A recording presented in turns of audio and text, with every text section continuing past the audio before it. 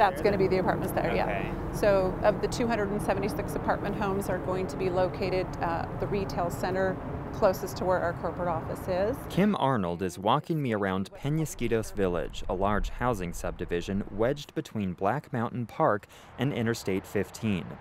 Arnold is a regional supervisor with Atlantic and Pacific, the property's owner. And it's kind of a wraparound style interior courtyards. It'll have all the modern amenities. Arnold is describing Pacific Village, her company's plan for 600 new homes, triplexes, and apartments on the property. The plan has drawn criticism from some neighborhood activists who say the existing homes are some of the few left in the neighborhood that are still affordable to low and moderate income residents.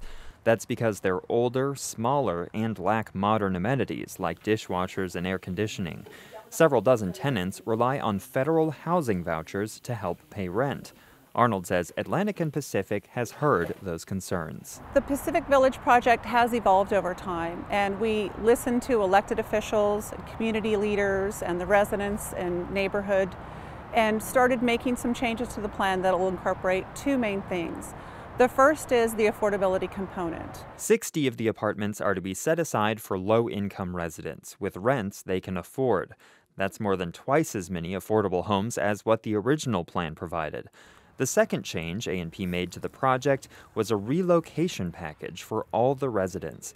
They've hired a consultant to help find new homes for the housing voucher recipients to move into. Voucher holders are what we are committed 100% of our efforts to in making sure we relocate them to a new home. One of the most exciting things that Atlantic and Pacific has done is we have designated at least half of the voucher holders to go to Atlantic and Pacific properties throughout San Diego. I see this as a victory in the battle for preserving affordable housing in Peñasquitos, but I don't see it as the entire compromise that can be had. Melinda Vasquez is a Rancho Peñasquitos resident who has organized against the Pacific Village project.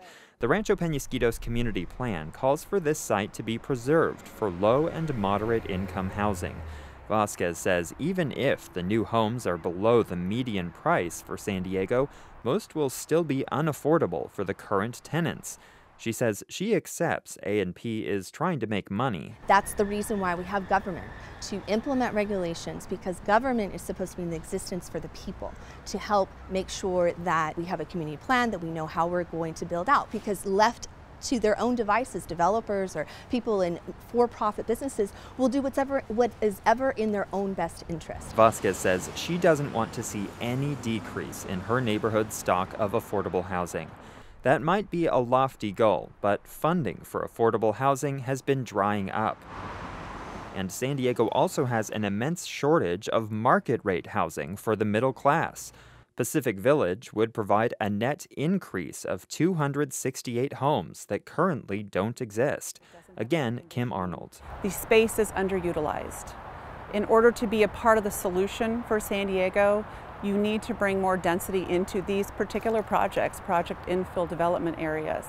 And we think Pacific Village does that and also brings to it both the moderate priced housing and the affordable housing that is in compliance with both the community and the city's general plan. Arnold says they've been able to help relocate about half of the housing voucher recipients and won't start construction until all of them have found a new home.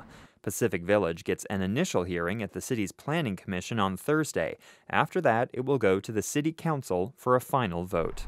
Andrew Bowen, KPBS News.